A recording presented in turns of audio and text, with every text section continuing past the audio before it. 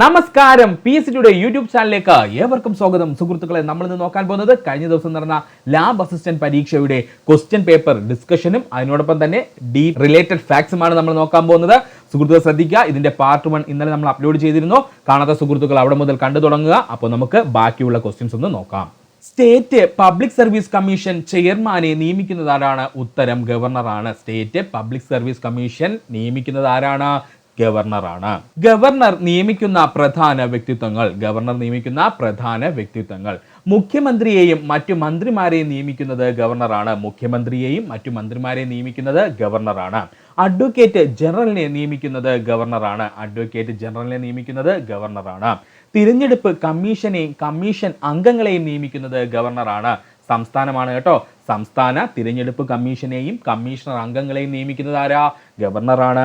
സംസ്ഥാന public service commission ചെയർമാനെയും അംഗങ്ങളെയും നിയമിക്കുന്നത് ഗവർണറാണ്. സംസ്ഥാന പബ്ലിക് സർവീസ് കമ്മീഷൻ ചെയർമാനെയും അംഗങ്ങളെയും നിയമിക്കുന്നത് ഗവർണറാണ്. സംസ്ഥാന ധനകാര്യ കമ്മീഷൻ ചെയർമാനെയും അംഗങ്ങളെയും നിയമിക്കുന്നത് ഗവർണറാണ്. സംസ്ഥാന ധനകാര്യ കമ്മീഷൻ ചെയർമാനെയും അംഗങ്ങളെയും നിയമിക്കുന്നത് ഗവർണറാണ്. കേരളത്തിലെ സർവകലാശാലകളുടെ വൈസ് ചാൻസലർമാരെ നിയമിക്കുന്നത് ഗവർണറാണ്. കേരളത്തിലെ സർവകലാശാലകളുടെ വൈസ് ചാൻസലർമാരെ നിയമിക്കുന്നത് ആരാ? ഗവർണറാണ്. എന്നാൽ കേരളത്തിലെ സർവകലാശാലകളുടെ ചാൻസലർ എപ്പോഴും ആരായിരിക്കും? ഗവർണറായിരിക്കും. ജില്ലാ ജഡ്ജിമാരുടെ നിയമനം, സ്ഥാനക്കയറ്റം എന്നിവ ഹൈക്കോടതിയുമായി കൂടിയാലോചിക്കുന്നതാരെന്ന് ചോദിച്ചാൽ ഗവർണറാണ്.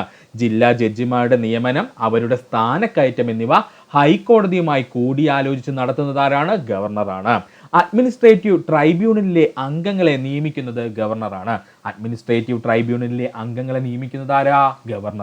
ഗവർണറിനോടൊപ്പം നമ്മൾ പഠിച്ചു പോകേണ്ടതാണ് ഇന്ത്യയുടെ പ്രസിഡന്റ് നിയമിക്കുന്ന പ്രധാന വ്യക്തിത്വങ്ങളെ. പ്രധാനമന്ത്രിയെയും കേന്ദ്രമന്ത്രിമാരെയും നിയമിക്കുന്നത് പ്രസിഡന്റാണ്. പ്രസിഡന്റാണ്. സുപ്രീം കോടതിയിലെയും ഹൈക്കോടതിയിലെയും ജഡ്ജിമാരെയും ചീഫ് ജസ്റ്റിസുമാരെയും നിയമിക്കുന്നത് പ്രസിഡന്റാണ്. സുപ്രീം കോടതിയിലെയും ഹൈക്കോടതിയിലെയും ജഡ്ജിമാരെയും ഈ രണ്ട് കോടതിയിലെയും ചീഫ് ജസ്റ്റിസുമാരെ നിയമിക്കുന്നത് പ്രസിഡന്റാണ്. സംസ്ഥാനങ്ങളിൽ ഗവർണർമാരെ നിയമിക്കുന്നത് പ്രസിഡന്റാണ്. അറ്റോർണി ജനറൽ ഓഫ് ഇന്ത്യയെ നിയമിക്കുന്നത് പ്രസിഡന്റാണ്. ആരാ? പ്രസിഡന്റാണ്.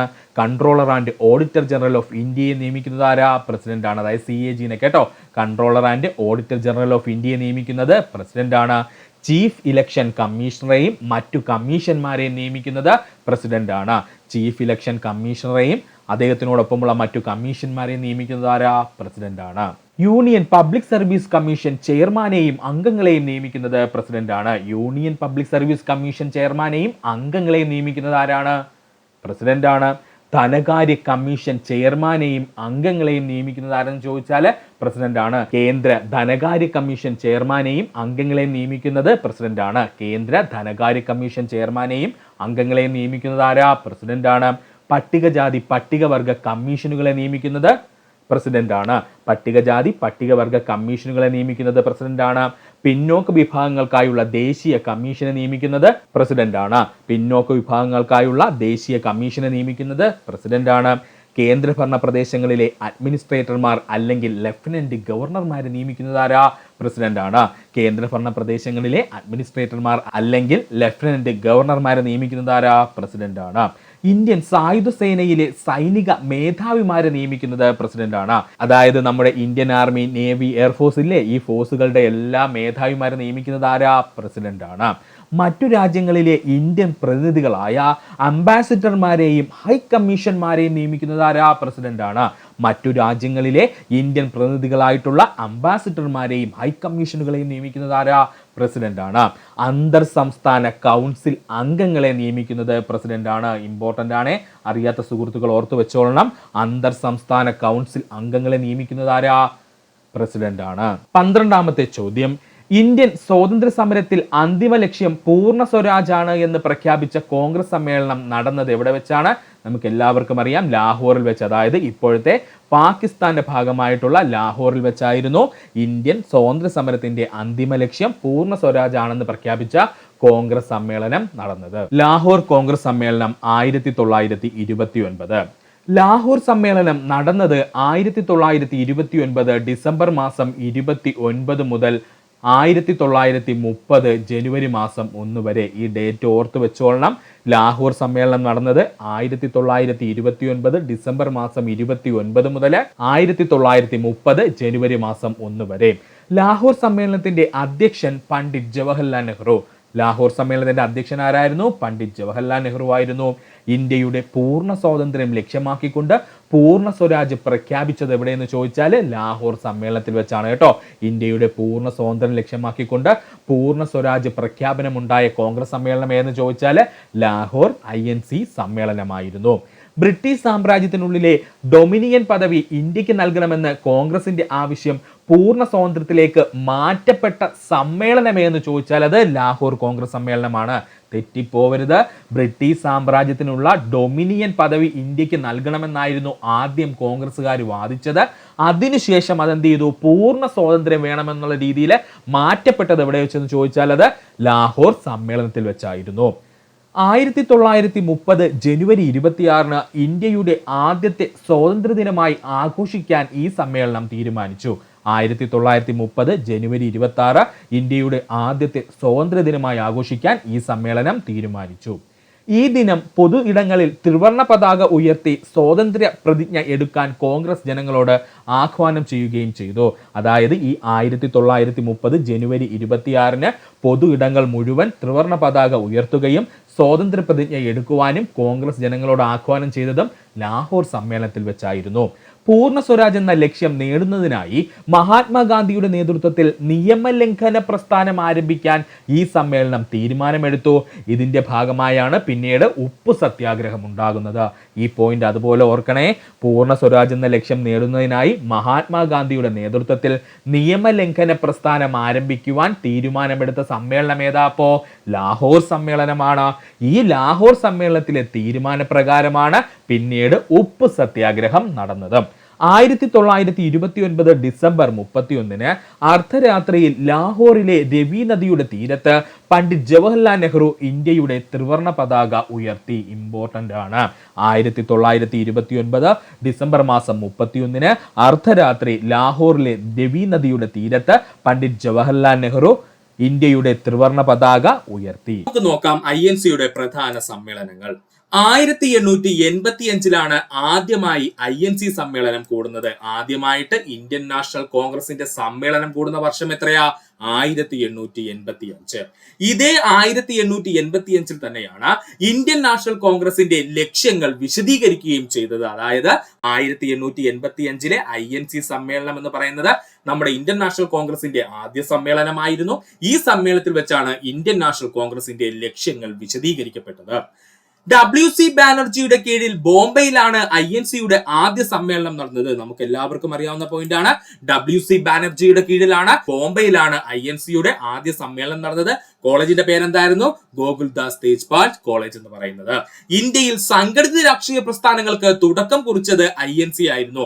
ഇന്ത്യയിലെ സംഘടിത രാഷ്ട്രീയ പ്രസ്ഥാനങ്ങൾക്ക് തുടക്കം കുറിച്ചത് എങ്ങനെയായിരുന്നു? നമ്മുടെ INCയുടെ രൂപീകരണത്തോടു കൂടിയായിരുന്നു കേട്ടോ. അതൊന്ന് ഓർത്തു വെക്കുക. 1896 കോൺഗ്രസ് സമ്മേളനത്തിലാണ് ആദ്യമായി ദേശീയ ഗാനം ആലപിച്ചത്. 1896 കോൺഗ്രസ് സമ്മേളനത്തിലാണ് ആദ്യമായി ദേശീയ ഗാനം ആലപിച്ചത്.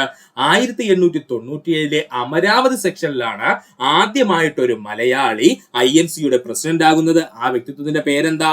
ചേറ്റൂർ ശങ്കരൻ നായർ എന്ന് നമുക്ക് എല്ലാവർക്കും അറിയാവുന്ന പോയിന്റ് ആണ്. 1897 അമരാവതി സമ്മേളനത്തിൽ വെച്ചിട്ടാണ് ആദ്യമായിട്ടൊരു മലയാളി INCയുടെ അല്ലെങ്കിൽ ഇന്ത്യൻ നാഷണൽ കോൺഗ്രസിന്റെ പ്രസിഡന്റ് ആകുന്നത്. ആ വ്യക്തിത്വത്തിന്റെ പേരെന്താ? ചേറ്റൂർ ശങ്കരൻ നായർ എന്നാണ്. അമരാവതി സെക്ഷനിലെ രാജ്യദ്രോഹ കുറ്റം ചുമത്തിയ ബാലഗംഗാധര തിലകിന്റെ അറസ്റ്റിനെ കോൺഗ്രസ് വിമർശിക്കുകയും ചെയ്തു. അതായത് രാജ്യദ്രോഹ കുറ്റം ചുമത്തിയിട്ട് നമ്മുടെ ബാലഗംഗാധര തിലകിനെ ബ്രിട്ടീഷുകാർ എന്ത് ചെയ്തു? അറസ്റ്റ് ചെയ്തിരുന്നു.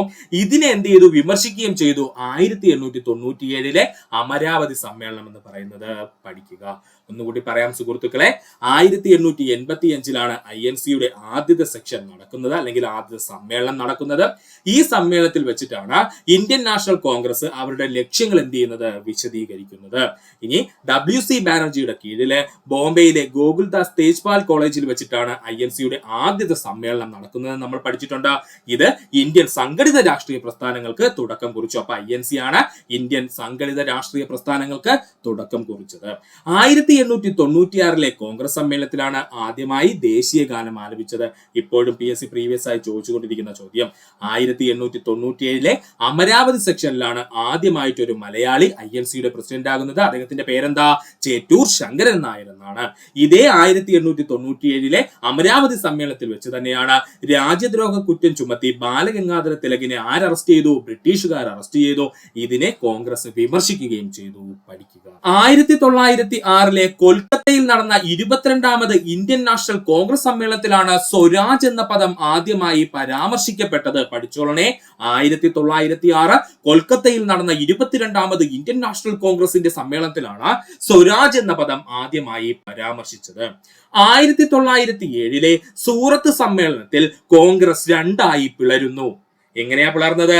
സുരേന്ദ്രനാഥ് ബാനർജിയും ഗോപാലകൃഷ്ണ ഗോഖലെയും നേതൃത്വമുള്ള മിതവാദി എന്നും ബാലഗംഗാധര തിലക്, ലാല ലജ്പത് റായ്, ബിപിൻ ചന്ദ്രപാൽ എന്നിവരുടെ നേതൃത്വത്തിലുള്ള തീവ്രവാദി എന്നും ഇങ്ങനെ രണ്ടായിട്ട് നമ്മുടെ കോൺഗ്രസ് പിളർന്നതെന്ന 1907 സൂറത്ത് സമ്മേളനത്തിൽ വെച്ചിട്ട്. പഠിച്ചോളനെ, ഇമ്പോർട്ടന്റ് ആണ്. 1907 സൂറത്ത് സമ്മേളനത്തിൽ കോൺഗ്രസ് രണ്ടായിട്ട് പിളർന്നു. എങ്ങനെയാ പിളർന്നത്? ഒന്ന് സുരേന്ദ്രനാഥ് ബാനർജിയുടെയും ഗോപാൽ കൃഷ്ണ ഗോഖലെയുടെയും നേതൃത്വത്തില് മിതവാദികളെന്നും ബാലഗംഗാധര തിലകിന്റെയും ലാല ലജ്പത് റായിയുടെയും ബിപിൻ ചന്ദ്രപാലിന്റെയും നേതൃത്വത്തില് തീവ്രവാദികളെന്നും രണ്ടായിട്ട് നമ്മുടെ കോൺഗ്രസ് പിളർന്നു. സമ്മേളനം ഏതാണ്? 1907 സൂറത്ത് സമ്മേളനം. 1908 INCയുടെ 23ാം സെക്ഷനിൽ കോൺഗ്രസിന്റെ ഭരണഘടന ഉണ്ടാക്കി. ഇമ്പോർട്ടന്റ് ആണ്. 1908 INCയുടെ 23ാം സെക്ഷനിൽ കോൺഗ്രസ് എന്ന് പറയുന്ന സംഘടനയ്ക്ക് ഒരു ഭരണഘടന ഉണ്ടാക്കി. 1911 ഇന്ത്യൻ നാഷണൽ കോൺഗ്രസിന്റെ കൊൽക്കത്ത സമ്മേളനത്തിൽ ആദ്യമായി ദേശീയ ഗാനമായ ജനഗണമന പാരായണം ചെയ്യപ്പെട്ടു. ഇമ്പോർട്ടന്റ് ആണ്. 1911 ഇന്ത്യൻ നാഷണൽ കോൺഗ്രസിന്റെ കൊൽക്കത്ത സമ്മേളനത്തിൽ വെച്ചിട്ട് ആദ്യമായി ദേശീയ ഗാനമായ ജനഗണമനയുടെ പാരായണം ചെയ്യുകയും ചെയ്തു. അതുകൂടെ ഒന്ന് ഓർത്തു വെച്ചിരിക്കുക. ഒന്നുകൂടി പറയാം സുഹൃത്തുക്കളെ, ഓർക്കുക. 1906 കൊൽക്കത്തയിൽ നടന്ന 22ാമത് ഇന്ത്യൻ നാഷണൽ കോൺഗ്രസിന്റെ സമ്മേളനത്തിലാണ് സ്വരാജ് എന്ന പദം ആദ്യമായി പരാമർശിക്കപ്പെട്ടത്. 1907 സൂറത്ത് സമ്മേളനത്തിൽ വെച്ച് കോൺഗ്രസ് രണ്ടായി പിളരുന്നു. ഒരു സെക്ഷൻ എങ്ങോട്ടാ പോയത്? സുരേന്ദ്രനാഥ് ബാനർജിയുടെയും ഗോപാലകൃഷ്ണ ഗോഖലെയുടെയും നേതൃത്വത്തിലുള്ള മിതവാദികളായിട്ടും ബാലഗംഗാധര തിലക്, ലാല ലജ്പത് റായ്, ബിപിൻ ചന്ദ്രപാൽ എന്നിവരുടെ നേതൃത്വത്തിലുള്ള തീവ്രവാദികളായിട്ടും കോൺഗ്രസ് രണ്ടായിട്ട് പിളർന്നു. സമ്മേളനം ഏതാ? 1907 സൂറത്ത് സമ്മേളനം. 1908 INCയുടെ 23ാം സെക്ഷനില് കോൺഗ്രസിന്റെ ഭരണഘടന ഉണ്ടാക്കി. 1911 ഇന്ത്യൻ നാഷണൽ കോൺഗ്രസിന്റെ കൊൽക്കത്ത സമ്മേളനത്തില് ആദ്യമായിട്ട് ദേശീയ ഗാനമായ ജനഗണമന പാരായണം ചെയ്യപ്പെടുകയും ചെയ്തു. പഠിക്കുക.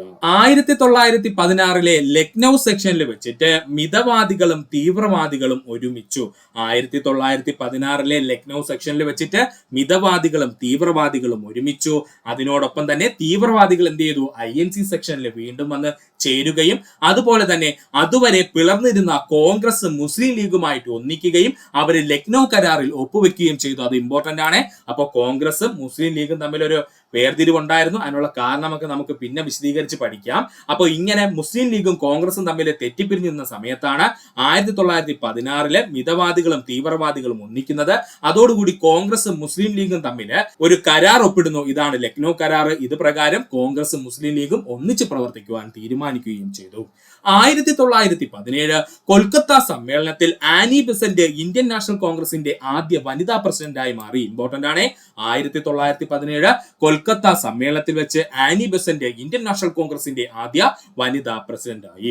1920 നാഗ്പൂർ സമ്മേളനത്തിൽ വിജയരാഘവാചാര്യയുടെ അധ്യക്ഷതയിൽ ബ്രിട്ടീഷ് ഭരണത്തിനെതിരെ മഹാത്മാഗാന്ധിയുടെ നേതൃത്വത്തിൽ കോൺഗ്രസ് നിസ്സഹകരണ പ്രസ്ഥാനം അംഗീകരിച്ചു. മോസ്റ്റ് ഇമ്പോർട്ടന്റ് പോയിന്റ് ആണ് പറഞ്ഞത്. 1920 നാഗ്പൂർ സമ്മേളനത്തിൽ വെച്ചിട്ട് വിജയരാഘവാചാര്യയുടെ അധ്യക്ഷതയിൽ ബ്രിട്ടീഷ് ഭരണത്തിനെതിരെ മഹാത്മാഗാന്ധിയുടെ നേതൃത്വത്തിൽ കോൺഗ്രസ് നിസ്സഹകരണ പ്രസ്ഥാനം അംഗീകരിച്ചു. 1942 മൗലാന അബ്ദുൽ കലാം ആസാദിന്റെ കീഴിലുള്ള ബോംബെ സമ്മേളനം ഇന്ത്യയിൽ ബ്രിട്ടീഷ് ഭരണം അവസാനിപ്പിക്കണമെന്ന ആവശ്യം പ്രധാനപ്പെട്ട ക്വിറ്റ് ഇന്ത്യ പ്രസ്ഥാനത്തിന് തുടക്കമിട്ടു. പഠിച്ചോളനെ, 1942 മൗലാന അബ്ദുൽ കലാം ആസാദിന്റെ കീഴിലുള്ള ബോംബെ INC സമ്മേളനത്തിൽ വെച്ചിട്ട് ഇന്ത്യയിൽ ബ്രിട്ടീഷ് ഭരണം അവസാനിപ്പിക്കണമെന്ന് ആവശ്യപ്പെട്ട് ക്വിറ്റ് ഇന്ത്യ പ്രസ്ഥാനത്തിന് തുടക്കമിട്ടു. 1946 JB കൃപലാനി പ്രസിഡന്റായ മീററ്റ് സെക്ഷനിൽ ഒരു ഇടക്കാല സർക്കാരിന്റെ രൂപീകരണത്തിന് പങ്കാളിത്തം ആര് തീരുമാനിച്ചു അല്ലെങ്കിൽ അംഗീകരിച്ചു? നമ്മുടെ INC അംഗീകരിക്കുകയും ഇത് ഇന്ത്യയുടെ സ്വാതന്ത്ര്യത്തിനായിട്ടുള്ള ചർച്ചകളിലേക്ക് നയിക്കുകയും ചെയ്തു. 1946 JB കൃപലാനി പ്രസിഡന്റായ മീററ്റ് സെക്ഷനിൽ ഒരു ഇടക്കാല സർക്കാർ അഥവാ ഒരു ഇന്ത്യൻ ഗവൺമെന്റ് രൂപീകരണത്തിന് INC സമ്മതം മൂളുകയും ഇതെന്ത് ചെയ്തു? ഇന്ത്യയുടെ സ്വാതന്ത്ര്യത്തിനായിട്ടുള്ള ചർച്ചയിലേക്ക് നയിക്കുകയും ചെയ്തു. ഇതും കൂടെ ഒന്ന് ഓർത്തു വെച്ചിരിക്കുക. ഒന്നുകൂടി പറയാം സുഹൃത്തുക്കളെ, ശ്രദ്ധിക്കുക. 1942 മൗലാന അബ്ദുൽ കലാം ആസാദിന്റെ കീഴിലുള്ള ബോംബെ സമ്മേളനത്തിൽ ഇന്ത്യയിൽ ബ്രിട്ടീഷ് ഭരണം അവസാനിപ്പിക്കണമെന്ന് ആവശ്യപ്പെട്ട് ക്വിറ്റ് ഇന്ത്യ പ്രസ്ഥാനത്തിന് തുടക്കമിട്ടു. 1946 JB കൃപലാനി പ്രസിഡന്റായ മീററ്റ് സെക്ഷനിൽ ഒരു ഇടക്കാല സർക്കാർ അഥവാ ഒരു ഇന്ത്യൻ ഗവൺമെന്റ് രൂപീകരിക്കുന്നതിനുള്ള പങ്കാളിത്തം ആര് നൽകി? INC എന്ത് ചെയ്തു? അംഗീകരിച്ചു. ഇത് ഇന്ത്യയുടെ സ്വാതന്ത്ര്യത്തിലേക്കുള്ള ചർച്ചയിലേക്ക് നയിക്കുകയും ചെയ്തു. 13ാമത്തെ ചോദ്യം, ഇന്ത്യൻ ആദായ നികുതി നിയമം 1961 പ്രകാരം കേന്ദ്ര സർക്കാർ പിരിക്കുന്ന പ്രത്യക്ഷ നികുതികൾ ഏതൊക്കെയാണ്? ഉത്തരം ചോദിച്ചു കഴിഞ്ഞാൽ വ്യക്തിഗത നികുതിയും അതുപോലെ തന്നെ കോർപ്പറേറ്റ് നികുതിയുമാണ് കേട്ടോ. ഇന്ത്യൻ ആദായ നികുതി നിയമം 1961 പ്രകാരം കേന്ദ്ര സർക്കാർ പിരിക്കുന്ന പ്രത്യക്ഷ നികുതികൾ ഏതൊക്കെയാണ്? ഒന്ന് വ്യക്തിഗത ആദായ നികുതിയും മറ്റൊന്ന് കോർപ്പറേറ്റ് നികുതിയുമാണ്. ഇന്ത്യൻ ആദായ നികുതി നിയമം 1961, ഇതൊക്കെ റെയറായിട്ട് PSC ചോദിക്കുന്ന പോയിന്റ്സ് ആണ്. ഇന്ത്യൻ ആദായ നികുതി നിയമം 1961 ഇന്ത്യയിൽ വ്യക്തികൾക്കും സ്ഥാപനങ്ങൾക്കും ലഭിക്കുന്ന വരുമാനത്തിന് നികുതി ചുമത്തുന്നതിനും നികുതി പിരിക്കുന്നതിനും നികുതി ഭരണനിർവഹണം നടത്തുന്നതിനും വേണ്ടിയുള്ള സമഗ്ര നിയമമാണ് ഇന്ത്യൻ ആദായ നികുതി നിയമം 1961. അപ്പോൾ ഇന്ത്യൻ ആദായ നികുതി നിയമം 1961 എന്ന് പറഞ്ഞാൽ എന്താ? ഇന്ത്യയിൽ വ്യക്തികൾക്കും സ്ഥാപനങ്ങൾക്കും ലഭിക്കുന്ന വരുമാനത്തിന് നികുതി ചുമത്തുന്നതിനും നികുതി പിരിക്കുന്നതിനും നികുതി ഭരണനിർവഹണം നടത്തുന്നതിനും വേണ്ടിയുള്ള സമഗ്ര നിയമമാണ് എന്ത് പേരിൽ അറിയപ്പെടുന്നത്? ഇന്ത്യൻ ആദായ നികുതി നിയമം 1961 അറിയപ്പെടുന്നത്. 1962 ഏപ്രിൽ 1 ഇന്ത്യൻ ആദായ നികുതി നിയമം നിലവിൽ വന്നത്. 1962 ഏപ്രിൽ 1 ഇന്ത്യൻ ആദായ നികുതി നിയമം നിലവിൽ വന്നത്. കേന്ദ്ര സർക്കാരാണ് ആദായ നികുതി പിരിക്കുന്നത്. കേന്ദ്ര ധനമന്ത്രാലയത്തിന് കീഴിലുള്ള central board of direct taxes ആണ് ഇതിന്റെ ഭരണപരമായ ചുമതല വഹിക്കുന്നത്. അപ്പോൾ കേന്ദ്ര സർക്കാരാണ് ആദായ നികുതി പിരിക്കുന്നത്. എന്നാൽ കേന്ദ്ര ധനമന്ത്രാലയത്തിന് കീഴിലുള്ള central board of direct tax ആണ് ഇതിന്റെ ഭരണപരമായ കാര്യങ്ങൾ നിർവഹിക്കുന്നത്. ഒരു സാമ്പത്തിക വർഷത്തിൽ, അതായത് ഏപ്രിൽ 1 മുതൽ മാർച്ച് 31 വരെ, നമ്മുടെ ഇന്ത്യയിൽ ഒരു സാമ്പത്തിക വർഷം എന്നാ ആരംഭിക്കുന്നത്? ഏപ്രിൽ 1 ആരംഭിക്കുന്നത്. അവസാനിക്കുന്നത് എന്നാ? മാർച്ച് 31. ഇങ്ങനെ ഏപ്രിൽ 1 മുതൽ മാർച്ച് 31 വരെ ലഭിക്കുന്ന വരുമാനത്തിന് അടുത്ത അസസ്മെന്റ് വർഷത്തിലാണ് നികുതി ചുമത്തേണ്ടത്. ഓർത്തോളനെ, ഒരു സാമ്പത്തിക വർഷത്തിൽ, ഇന്ത്യയിലെ സാമ്പത്തിക വർഷം എന്ന് പറഞ്ഞാൽ ഏപ്രിൽ 1 ആരംഭിച്ച് മാർച്ച് 31 അവസാനിക്കുന്നതാണ്. അത്രയും നാള് നമുക്ക് ലഭിച്ച വരുമാനത്തിനുള്ള നികുതി നമ്മൾ എപ്പോഴാണ് അടക്കേണ്ടത്? അടുത്ത അസസ്മെന്റ് വർഷത്തിലാണ് അടക്കേണ്ടത്. അതുകൂടെ ഒന്ന് ഓർക്കുക. ആദായ നികുതി നിയമം വരുമാനത്തെ പ്രധാനമായും 5 വിഭാഗങ്ങളായി തിരിച്ചിരിക്കുന്നു. ഏതൊക്കെയാണവ? ശമ്പളത്തിൽ നിന്നുള്ള വരുമാനം, വീട്ടുവാടക വരുമാനം, ഭൂമി, കെട്ടിടങ്ങൾ, ഓഹരികൾ തുടങ്ങിയ മൂലധന ആസ്തികൾ വിൽക്കുമ്പോൾ ലഭിക്കുന്ന ലാഭം, മറ്റു സ്രോതസ്സുകളിൽ നിന്നുള്ള വരുമാനം. ഇങ്ങനെ 5 ആയിട്ടാണ് പ്രധാനമായിട്ടും ആദായ നികുതി നിയമം നമ്മുടെ വരുമാനത്തിനെ വിഭജിച്ചിരിക്കുന്നത് കേട്ടോ.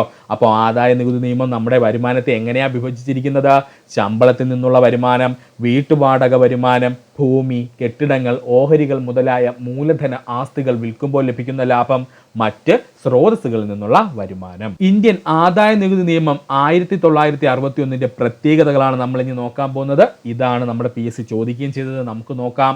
നിക്ഷേപങ്ങൾ, ഇൻഷുറൻസ് പ്രീമിയം, ഭവന വായ്പാ തിരിച്ചടവ്, വിദ്യാഭ്യാസ വായ്പാ പലിശ, മെഡിക്കൽ ഇൻഷുറൻസ് പ്രീമിയം, ചില സംഭാവനകൾ എന്നിവയ്ക്ക് കിഴിവുകൾ ലഭിക്കും. അതായത് നികുതിയിൽ ഇളവുണ്ടാകുമെന്ന് അർത്ഥം കേട്ടോ. അപ്പോൾ നിക്ഷേപങ്ങൾ, ഇൻഷുറൻസ് പ്രീമിയം, ഭവന വായ്പാ തിരിച്ചടവ്, വിദ്യാഭ്യാസ വായ്പാ പലിശ, മെഡിക്കൽ ഇൻഷുറൻസ് പ്രീമിയം, ചില സംഭാവനകൾ എന്നിവയ്ക്ക് ആദായ നികുതി നിയമം 1961 പ്രകാരം കിഴിവ് ലഭിക്കും. കാർഷിക വരുമാനം, ഗ്രാറ്റുവിറ്റിയുടെ ഒരു ഭാഗം, ലീവ് എൻകാഷ്മെന്റ് എന്നീ വരുമാനങ്ങൾ നികുതിയിൽ നിന്നും പൂർണ്ണമായും ഒഴിവാക്കിയിട്ടുണ്ട്. കാർഷിക വരുമാനം, ഗ്രാറ്റുവിറ്റിയുടെ ഒരു ഭാഗം, ലീവ് എൻകാഷ്മെന്റ് എന്നീ വരുമാനങ്ങൾ നികുതിയിൽ നിന്നും പൂർണ്ണമായി ഒഴിവാക്കിയിട്ടുണ്ട്. വ്യക്തികൾക്ക് അവരുടെ വരുമാനത്തിനനുസരിച്ച് വിവിധ നികുതി സ്ലാബുകൾ നിശ്ചയിച്ചിരിക്കുന്നു. വ്യക്തികൾക്ക് അവരുടെ വരുമാനത്തിനനുസരിച്ച് വിവിധ നികുതി സ്ലാബുകൾ നിശ്ചയിച്ചിരിക്കുന്നു. 1972 ഇന്ത്യയിൽ പാൻ കാർഡുകൾ നിലവിൽ വരാൻ കാരണം ഇന്ത്യൻ ആദായ നികുതി നിയമം 1961 ഇമ്പോർട്ടൻ്റ് ആണ്.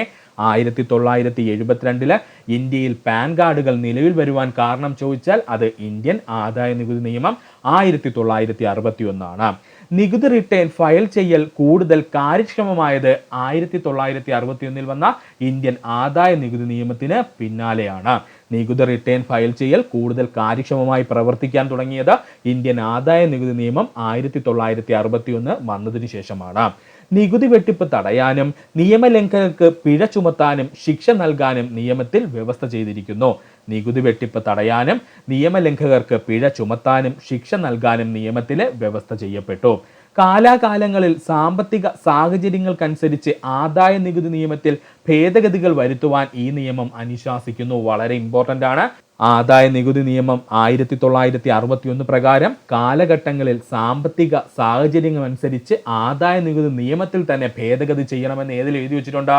ഈ ഇന്ത്യൻ ആദായ നികുതി നിയമം 1961 എഴുതി വെച്ചിട്ടുണ്ട്. അതുകൂടെ ഒന്ന് ഓർക്കുക. നമ്മുടെ 14ാമത്തെ ചോദ്യം, താഴെ കൊടുത്തിരിക്കുന്ന പ്രസ്താവനകളിൽ മഹാത്മാഗാന്ധി ദേശീയ ഗ്രാമീണ തൊഴിലുറപ്പ് പദ്ധതിയുടെ ലക്ഷ്യങ്ങളുമായി യോജിക്കുന്നവ ഏതെല്ലാമെന്നാണ് ചോദിച്ചിരിക്കുന്നത്. ഗ്രാമപ്രദേശങ്ങളിൽ അധിവസിക്കുന്ന ഏതൊരു കുടുംബത്തിനും ഒരു സാമ്പത്തിക വർഷം 100 ദിവസത്തിൽ കുറയാത്ത അവിദഗ്ധ കായിക തൊഴിൽ ആവശ്യാനുസരണം ഉറപ്പാക്കുക. ശരിയാണ്.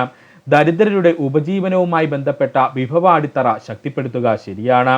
സാമൂഹികമായി പിന്നോക്കം നിൽക്കുന്ന എല്ലാ കുടുംബങ്ങളെയും പദ്ധതിയിൽ ചേർക്കുക. ഈ പറഞ്ഞിരിക്കുന്ന ഒരു പോയിന്റാണ് ഏറ്റവും കൂടുതൽ കൺഫ്യൂഷൻ ഉണ്ടാക്കുന്നത്. അതെന്തെന്ന് ചോദിച്ചു കഴിഞ്ഞാൽ, ഈ മഹാത്മാഗാന്ധി ദേശീയ ഗ്രാമീണ തൊഴിലുറപ്പ് പദ്ധതിയുടെ ലക്ഷ്യങ്ങളിൽ കൃത്യമായിട്ട് ഇന്ന കുടുംബങ്ങളെ പദ്ധതിയിൽ ചേർക്കണമെന്ന് പറഞ്ഞിട്ടില്ല. ഏതൊരു സാമൂഹിക സാഹചര്യമുള്ള കുടുംബത്തിലുള്ള വ്യക്തികൾക്കും തൊഴിൽ ചെയ്യാനായിട്ട് അവർക്ക് താല്പര്യമുണ്ടെങ്കിൽ ഇതിനകത്ത് വന്ന് ജോയിൻ ചെയ്യാവുന്നതാണ്. അപ്പോൾ അതൊരു കൺഫ്യൂഷനായിട്ട് നിൽക്കുവാണ്. എന്തായിരുന്നാലും നമ്മൾ ഓപ്ഷൻ ബി ഇത് 3 ശരിയെന്നുള്ള ആൻസറിലേക്ക് പോകുവാണ്. ഇനി നമുക്ക് എക്സ്പ്ലനേഷൻ നോക്കാം. മഹാത്മാഗാന്ധി ദേശീയ ഗ്രാമീണ തൊഴിലുറപ്പ് നിയമം ഗ്രാമീണ മേഖലയിലെ കുടുംബങ്ങൾക്ക് ഒരു സാമ്പത്തിക വർഷത്തിൽ കുറഞ്ഞത് 100 ദിവസത്തെ തൊഴിൽ ഉറപ്പാക്കുക എന്നതാണ് ഈ നിയമത്തിന്റെ പ്രധാന ലക്ഷ്യം. ഗ്രാമീണ മേഖലയിലെ കുടുംബങ്ങൾക്ക് ഒരു സാമ്പത്തിക വർഷത്തിൽ കുറഞ്ഞത് 100 ദിവസത്തെ തൊഴിൽ ഉറപ്പാക്കുക എന്നതാണ് ദേശീയ ഗ്രാമീണ തൊഴിലുറപ്പ് നിയമപ്രകാരം ഉദ്ദേശിക്കുന്നത്. ആ വിദഗ്ധ കൈവേല ചെയ്യാൻ സന്നദ്ധരായ ഓരോ ഗ്രാമീണ കുടുംബത്തിലെയും ഒരു മുതിർന്ന അംഗത്തിനെങ്കിലും തൊഴിൽ നൽകാൻ ഇത് ലക്ഷ്യമിടുന്നു. ഇങ്ങനെ മാത്രമേ പറഞ്ഞിട്ടുള്ളൂ കേട്ടോ. അവിദഗ്ധ കൈവേല ചെയ്യാൻ സന്നദ്ധരായ ഓരോ ഗ്രാമീണ കുടുംബത്തിലെയും ഒരു മുതിർന്ന അംഗത്തിനെയെങ്കിലും തൊഴിൽ ചെയ്യാൻ ഇത് ലക്ഷ്യമിടുന്നു. ഇത് വെറും ഒരു പദ്ധതി മാത്രമല്ല, തൊഴിൽ ചെയ്യുവാനുള്ള നിയമപരമായ അവകാശം ഉറപ്പു നൽകുന്ന ഒരു നിയമം കൂടിയാണ്. അപ്പോൾ മഹാത്മാഗാന്ധി ദേശീയ ഗ്രാമീണ തൊഴിലുറപ്പ് നിയമം എന്ന് പറയുന്നത് വെറും ഒരു പദ്ധതിയായിട്ട് മാത്രം നമുക്ക് കാണാൻ കഴിയില്ല. തൊഴിൽ ചെയ്യുവാനുള്ള നിയമപരമായ അവകാശം ഉറപ്പു നൽകുന്ന ഒരു നിയമം കൂടിയായി ഇത് മാറിയിട്ടുണ്ട്. അപേക്ഷിച്ചാൽ 15 ദിവസത്തിനുള്ളിൽ ജോലി നൽകിയില്ലെങ്കിൽ തൊഴിലില്ലായ്മ വേതനം നൽകാൻ സംസ്ഥാന സർക്കാരിന് ബാധ്യതയുണ്ട്. ഇമ്പോർട്ടൻ്റ് ആണ്. അതായത് മഹാത്മാഗാന്ധി ദേശീയ ഗ്രാമീണ തൊഴിലുറപ്പ് പദ്ധതി പ്രകാരം നമ്മൾ അപേക്ഷിച്ചു കഴിഞ്ഞ് 15 ദിവസത്തിനുള്ളിൽ നമുക്ക് ജോലി ലഭിച്ചില്ലെങ്കിൽ തൊഴിലില്ലായ്മ വേതനം നൽകാൻ സംസ്ഥാന സർക്കാരിന് ബാധ്യസ്ഥതയുണ്ട്. പ്രവൃത്തികൾ തിരഞ്ഞെടുക്കുന്നതിനും പദ്ധതികളുടെ നിർവഹണം നിരീക്ഷിക്കുന്നതിനും സോഷ്യൽ ഓഡിറ്റുകൾ നടത്തുന്നതും ഗ്രാമസഭയായിരിക്കും. ഇമ്പോർട്ടൻ്റ് ആണ്. അപ്പോൾ മഹാത്മാഗാന്ധി ദേശീയ ഗ്രാമീണ തൊഴിലുറപ്പ് പദ്ധതിയിലെ പ്രവൃത്തികൾ തിരഞ്ഞെടുക്കുന്നതും, അതായത് എന്തൊക്കെ ജോലികൾ ചെയ്യുമെന്ന് പറയൂലേ, അതൊക്കെ തിരഞ്ഞെടുക്കുന്നതും പദ്ധതിയുടെ നിർവഹണം നിരീക്ഷിക്കുന്നതും സോഷ്യൽ ഓഡിറ്റുകൾ നടത്തുന്നതെല്ലാം ഗ്രാമസഭ ആയിരിക്കും. ദേശീയ ഗ്രാമീണ തൊഴിലുറപ്പ് പദ്ധതിയുടെ പ്രധാന ഉദ്ദേശങ്ങളാണ് നമ്മൾ നോക്കാൻ പോകുന്നത്. ഗ്രാമീണ കുടുംബങ്ങൾക്ക് ജീവിതോപാധി സുരക്ഷ വർദ്ധിപ്പിക്കുക. ഇതാണ് ആ രണ്ടാമത്തെ ഓപ്ഷനിൽ കിടന്നത് കേട്ടോ. ഗ്രാമീണ കുടുംബങ്ങൾക്ക് ജീവിതോപാധി സുരക്ഷ വർദ്ധിപ്പിക്കുക. ഗ്രാമീണ മേഖലയിൽ ഉൽപാദനക്ഷമമായ ആസ്തികൾ അഥവാ റോഡുകൾ, കുളങ്ങൾ, കനാലുകൾ, ജലസംരക്ഷണ പ്രവർത്തനങ്ങൾ എന്നിവ സൃഷ്ടിക്കുക. ഗ്രാമീണ മേഖലയിലെ ഉൽപാദനക്ഷമമായ ആസ്തികളായിട്ടുള്ള റോഡുകൾ, കുളങ്ങൾ, കനാലുകൾ, ജലസംരക്ഷണ പ്രവർത്തനങ്ങൾ എന്നിവ സൃഷ്ടിക്കുക. ഗ്രാമീണ ദാരിദ്ര്യം കുറയ്ക്കുക. ഗ്രാമങ്ങളിൽ നിന്നും നഗരങ്ങളിലേക്കുള്ള കുടിയേറ്റം കുറയ്ക്കുക. ഇമ്പോർട്ടൻ്റ് ആണ്. ഗ്രാമങ്ങളിൽ നിന്നും നഗരങ്ങളിലേക്കുള്ള കുടിയേറ്റം കുറയ്ക്കുക. പഞ്ചായത്ത് രാജ് സ്ഥാപനങ്ങളെ ശക്തിപ്പെടുത്തി പ്രാദേശിക ജനാധിപത്യം ഉറപ്പാക്കുക.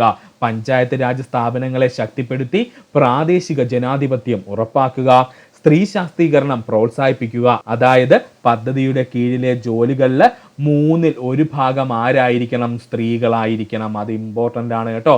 അപ്പോൾ സ്ത്രീ ശാക്തീകരണം പ്രോത്സാഹിപ്പിക്കുക എന്നതുകൊണ്ട് എന്താ ഉദ്ദേശിക്കുന്നത്?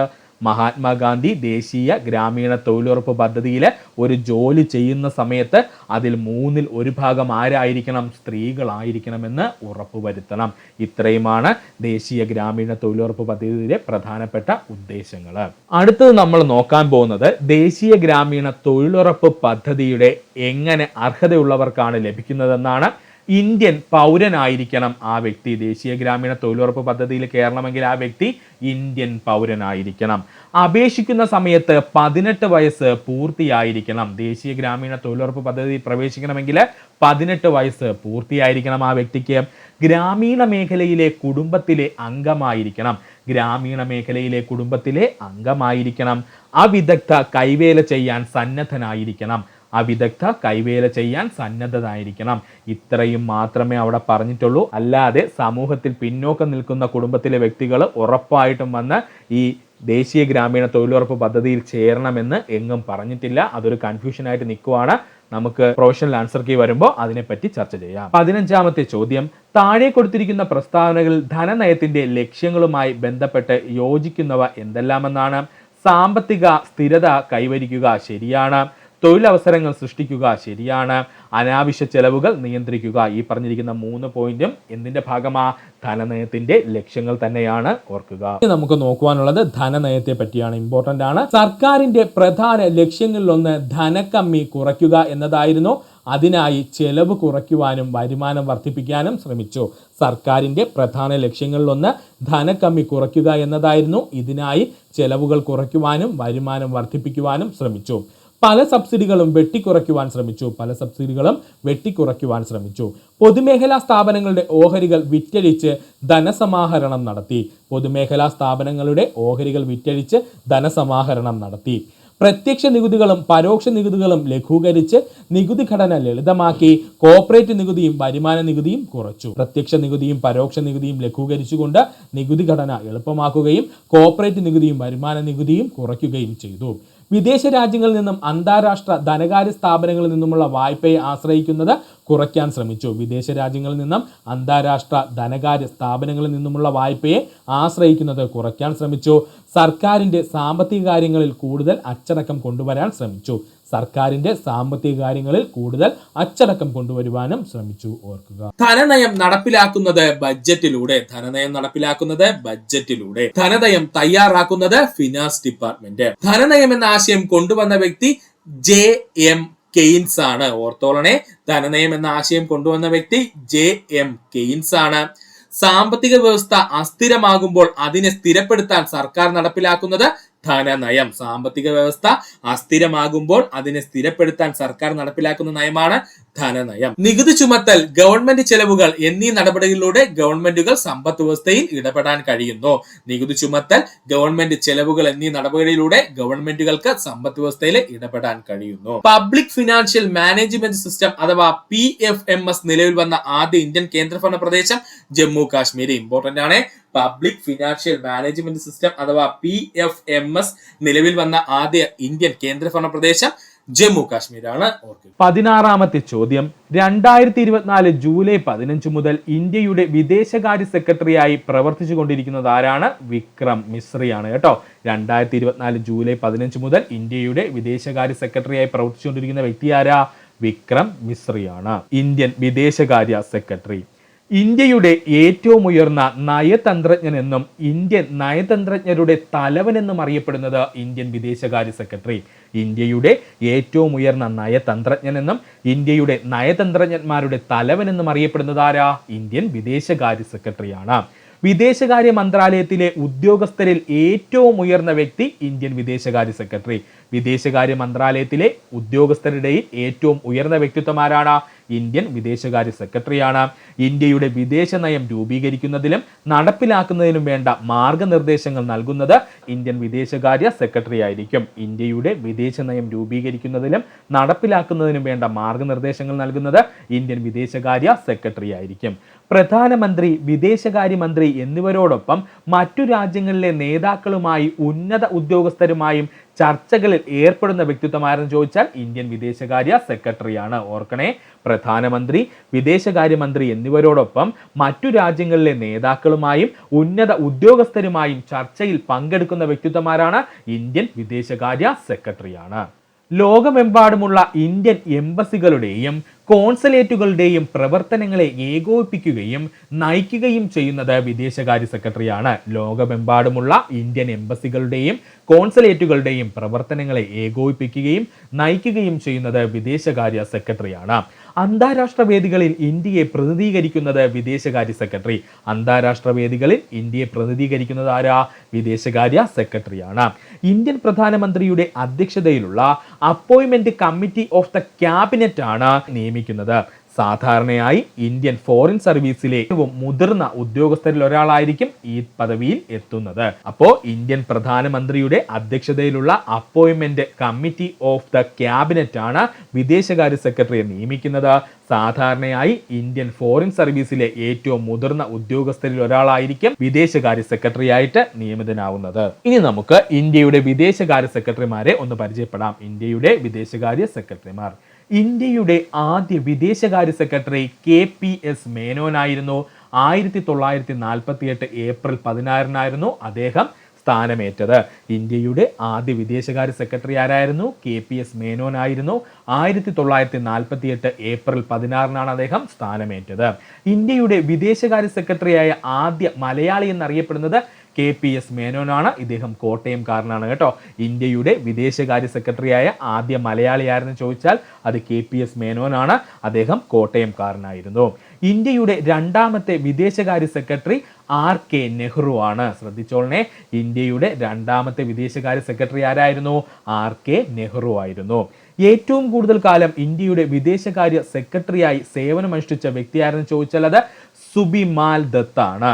അദ്ദേഹം 5 വർഷക്കാലമായിരുന്നു ഇന്ത്യയുടെ വിദേശകാര്യ സെക്രട്ടറി പദവിയിൽ ഇരുന്നത്. അപ്പോൾ ഏറ്റവും കൂടുതൽ കാലം ഇന്ത്യയുടെ വിദേശ സെക്രട്ടറിയായി സേവനമനുഷ്ഠിച്ച വ്യക്തി ആരായിരുന്നു? സുബിമാൽ ദത്ത് ആയിരുന്നു. ഇദ്ദേഹം 5 വർഷക്കാലമായിരുന്നു ഇന്ത്യയുടെ വിദേശകാര്യ സെക്രട്ടറി ആയിട്ട് സ്ഥാനമേറ്റത്. ഇന്ത്യയുടെ ആദ്യ വനിതാ വിദേശകാര്യ സെക്രട്ടറി ചോലിക അയ്യർ ആയിരുന്നു. 2001 അവർ സ്ഥാനമേറ്റത്. അവർ 23ാമത് ഇന്ത്യയുടെ വിദേശകാര്യ സെക്രട്ടറി ആയിട്ടാണ് സ്ഥാനമേറ്റത്. ഇത്രയും ഡീപ്പായിട്ട് പോകണം. ഇപ്പോഴത്തെ PSCയുടെ ചോദ്യം ആ രീതിയിലാണ്, അതുകൊണ്ടാണ് ഇങ്ങനെ പറയുന്നത്. ഇന്ത്യയുടെ ആദ്യ വനിതാ വിദേശകാര്യ സെക്രട്ടറി ആരാ? ചോലിക അയ്യറാണ്. 2001 അവർ സ്ഥാനമേറ്റത്. ഇന്ത്യയുടെ 23ാമത്തെ വിദേശകാര്യ സെക്രട്ടറി ആയിരുന്നു ചോലിക അയ്യർ. ഇന്ത്യയുടെ രണ്ടാമത്തെ വനിതാ വിദേശകാര്യ സെക്രട്ടറി നിരുപമ റാവു. 2009 നിരുപമ റാവു ഇന്ത്യയുടെ വിദേശകാര്യ സെക്രട്ടറിയായി സ്ഥാനമേറ്റത്. ഇന്ത്യയുടെ 28ാമത്തെ വിദേശകാര്യ സെക്രട്ടറി ആയിരുന്നു ആര്? നിരുപമ റാവു. ഇന്ത്യയുടെ രണ്ടാമത്തെ വനിതാ വിദേശകാര്യ സെക്രട്ടറി ആരാണ്? നിരുപമ റാവു ആണ്. 2009 നിരുപമ റാവു സ്ഥാനമേറ്റത്. ഇന്ത്യയുടെ 28ാമത്തെ വിദേശകാര്യ സെക്രട്ടറിയായാണ് നിരുപമ റാവു സ്ഥാനമേറ്റത്. ഇന്ത്യയുടെ 3ാമത്തെ വനിതാ വിദേശകാര്യ സെക്രട്ടറി സുജാത സിംഗ് ആണ്. സുജാത സിംഗ് സ്ഥാനമേറ്റത് 2013 2013 ഇന്ത്യയുടെ 30ാമത് വിദേശകാര്യ സെക്രട്ടറിയായാണ് സുജാത സിംഗ് സ്ഥാനമേറ്റത്. ഇന്ത്യയുടെ 3ാമത്തെ വനിതാ വിദേശകാര്യ സെക്രട്ടറി ആരാ? സുജാത സിംഗ് ആണ്. 2013 സുജാത സിംഗ് ഇന്ത്യയുടെ 3ാമത്തെ വിദേശകാര്യ സെക്രട്ടറി ആകുന്നത്. ഇന്ത്യയുടെ 30ാമത് വിദേശകാര്യ സെക്രട്ടറിയാണ് ആര്? സുജാത സിംഗ്. ഇന്ത്യയുടെ 34ാമത് വിദേശകാര്യ സെക്രട്ടറി വിനയ് മോഹൻ ഖ്വാത്രയായിരുന്നു. 2022 അദ്ദേഹം സ്ഥാനമേറ്റത്. ഇന്ത്യയുടെ 34ാമത് വിദേശകാര്യ സെക്രട്ടറി ആയിരുന്നു വിനയ് മോഹൻ ഖ്വാത്ര. അദ്ദേഹം 2022 സ്ഥാനമേറ്റത്. അദ്ദേഹം സ്ഥാനമൊഴിഞ്ഞപ്പോഴാണ് ഇപ്പോഴത്തെ നമ്മുടെ ഏറ്റവും പുതിയ വിദേശകാര്യ സെക്രട്ടറി ആയിട്ടുള്ള വിക്രം മിശ്രി സ്ഥാനമേക്കുന്നത്. അദ്ദേഹം സ്ഥാനമേറ്റതെന്ന 2024 ജൂലൈ മാസം 15 ഇന്ത്യയുടെ 35ാമത്തെ വിദേശകാര്യ സെക്രട്ടറിയാണ് ആര്? വിക്രം മിശ്രി. ഓർക്കുക. 17ാമത്തെ ചോദ്യം, ബൗദ്ധിക വെല്ലുവിളി നേരിടുന്നവരുടെ സമഗ്ര വികസനത്തിനായി കേരള സർക്കാർ അംഗീകരിച്ച കരിക്കുലത്തിന്റെ അടിസ്ഥാനത്തിൽ തൊഴിൽ പരിശീലനം, നൈപുണ്യ വികസനം എന്നിവ നൽകുന്നതിനായി സാമൂഹ്യനീതി വകുപ്പ് നടപ്പിലാക്കുവാൻ തീരുമാനിച്ച പദ്ധതി പ്രചോദനം പദ്ധതി.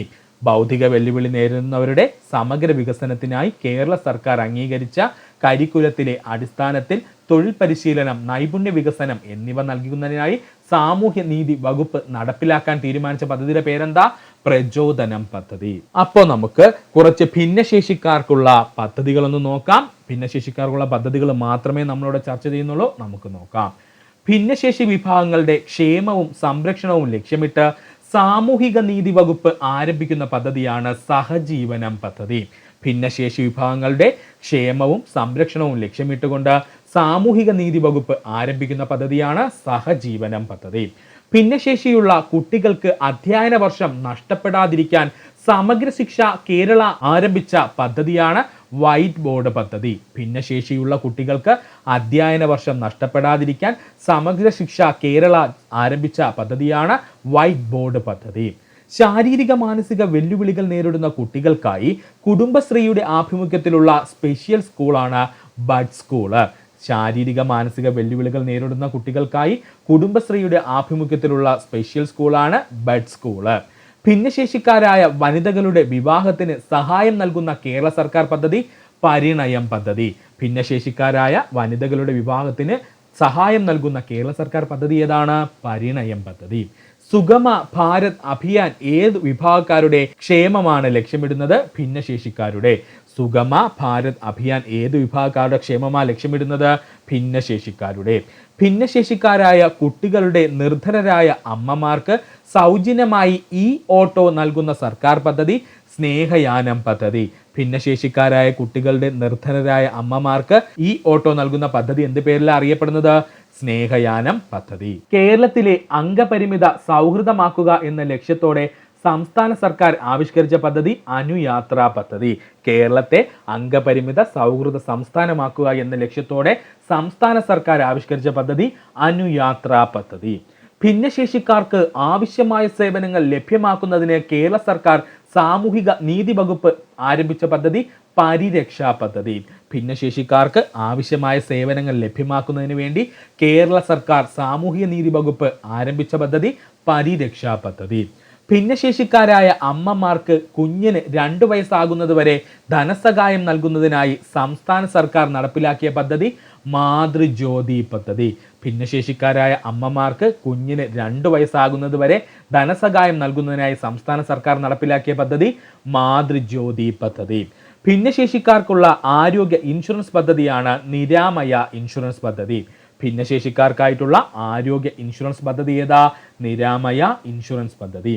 ഭിന്നശേഷിക്കാരായ വിദ്യാർത്ഥികൾക്ക് യൂണിഫോമുകളും പഠന സാമഗ്രികളും സാമ്പത്തിക സഹായവും നൽകുന്ന പദ്ധതി വിദ്യാജ്യോതി പദ്ധതി. ഭിന്നശേഷിക്കാരായ വിദ്യാർത്ഥികൾക്ക് യൂണിഫോമുകളും പഠന സാമഗ്രികളും സാമ്പത്തിക സഹായവും നൽകുന്ന പദ്ധതി വിദ്യാജ്യോതി പദ്ധതി. NCC, NSS, SPC അതായത് സ്റ്റുഡൻസ് പോലീസ് കേഡറ്റ് എന്നീ മേഖലകളിൽ മികവ് കാട്ടുന്ന ഭിന്നശേഷിക്കാരായ കുട്ടികൾക്ക് പ്രോത്സാഹനം നൽകുന്ന പദ്ധതി സഹചാരി പദ്ധതി. NCC, NSS, SPC എന്നീ മേഖലകളിലെ മികവ് കാട്ടുന്ന ഭിന്നശേഷിക്കാരായ കുട്ടികൾക്ക് പ്രോത്സാഹനം നൽകുന്ന പദ്ധതി സഹചാരി പദ്ധതി. ബിരുദം, ബിരുദാനന്തര ബിരുദം, പ്രൊഫഷണൽ കോഴ്സുകൾ എന്നിവയിൽ ഉയർന്ന വിജയം നേടുന്ന ഭിന്നശേഷിക്കാരായ ഉദ്യോഗാർത്ഥികൾക്ക് നൽകുന്ന ക്യാഷ് അവാർഡ് പദ്ധതിയാണ് വിജയാമൃതം പദ്ധതി. ബിരുദം, ബിരുദാനന്തര ബിരുദം, പ്രൊഫഷണൽ കോഴ്സുകൾ എന്നിവയിൽ ഉയർന്ന വിജയം നേടുന്ന ഭിന്നശേഷിക്കാരായ ഉദ്യോഗാർത്ഥികൾക്ക് നൽകുന്ന ക്യാഷ് അവാർഡ് പദ്ധതി എന്ത് പേരിലാണ് അറിയപ്പെടുന്നത്? വിജയാമൃതം പദ്ധതി. മാനസിക വെല്ലുവിളി നേരിടുന്നവർക്ക് വേണ്ടിയുള്ള പുനരധിവാസ പദ്ധതിയാണ് പ്രതീക്ഷാ പദ്ധതി. മാനസിക വെല്ലുവിളി നേരിടുന്നവർക്ക് വേണ്ടിയുള്ള പുനരധിവാസ പദ്ധതി ഏതാ? പ്രതീക്ഷാ പദ്ധതി. കലയിലും കായികത്തിലും ഭിന്നശേഷിക്കാരുടെ പങ്കാളിത്തം ഉറപ്പാക്കുന്നതിനുള്ള പദ്ധതി ശ്രേഷ്ഠം പദ്ധതി. കലയിലും കായികത്തിലും ഭിന്നശേഷിക്കാരുടെ പങ്കാളിത്തം ഉറപ്പാക്കുന്ന പദ്ധതി ശ്രേഷ്ഠം പദ്ധതി. 18ാമത്തെ ചോദ്യം, 2023 ഗ്രീൻ ഹൈഡ്രജനെ കുറിച്ചുള്ള അന്താരാഷ്ട്ര സമ്മേളനത്തിന് വേദിയായ നഗരം ന്യൂഡൽഹിയാണ്. 2023 ഗ്രീൻ ഹൈഡ്രജനെ കുറിച്ചുള്ള അന്താരാഷ്ട്ര സമ്മേളനത്തിൽ വേദിയായ നഗരം ഏതാണ്? ന്യൂഡൽഹിയാണ്. നമുക്കിനി 2023 നടന്ന കുറച്ച് ഉച്ചകോടികൾ ഏതൊക്കെയാണെന്ന് നോക്കാം. G20 ഉച്ചകോടി. G20 ഉച്ചകോടി 2023 വേദി ന്യൂഡൽഹി ആയിരുന്നു. G20 ഉച്ചകോടി 2023 വേദി ന്യൂഡൽഹി ആയിരുന്നു.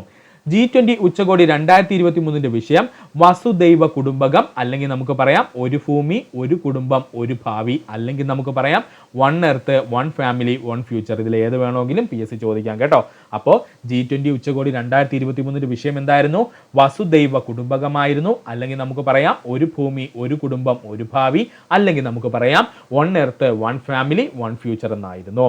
G20 ഉച്ചകോടി 2023 പ്രധാന ഫലം എന്തായിരുന്നു? ആഫ്രിക്കൻ യൂണിയൻ G20 സ്ഥിര അംഗമായി മാറി. ആഫ്രിക്കൻ യൂണിയനിലെ രാജ്യങ്ങൾ G20 ഒരു സ്ഥിര അംഗമായിട്ട് മാറി. ഇതാണ് G20 ഉച്ചകോടി 2023 പ്രധാനപ്പെട്ട ഫലങ്ങളിലൊന്ന്. അടുത്തതായി നമുക്ക് നോക്കുവാനുള്ളതാണ് COP28. എന്താ COP28 എന്ന് വെച്ചാൽ നമ്മൾ പറയും കാലാവസ്ഥാ ഉച്ചകോടി എന്നല്ലേ. അപ്പോൾ കാലാവസ്ഥാ ഉച്ചകോടി അഥവാ COP28 ആണ് 2023 നടന്നത്. ഇതിന്റെ വേദി എവിടെയായിരുന്നു? ദുബായ് ആയിരുന്നു. അപ്പോൾ കാലാവസ്ഥാ ഉച്ചകോടി 2023 വേദി എവിടെയായിരുന്നു? ദുബായ് ആയിരുന്നു. ഇതിന്റെ പ്രധാന ഫലം ചോദിച്ചു കഴിഞ്ഞാൽ പാരീസ് ഉടമ്പടിക്ക് കീഴിലുള്ള ആദ്യത്തെ ആഗോള സ്റ്റോക്ക് ടേക്ക് നടന്നത് 2023 COP28 വെച്ചായിരുന്നു കേട്ടോ. പാരീസ് ഉടമ്പടി കീഴിലുള്ള ആദ്യത്തെ ആഗോള സ്റ്റോക്കേറ്റ് നടന്നത് COP28 2023 വെച്ചായിരുന്നു.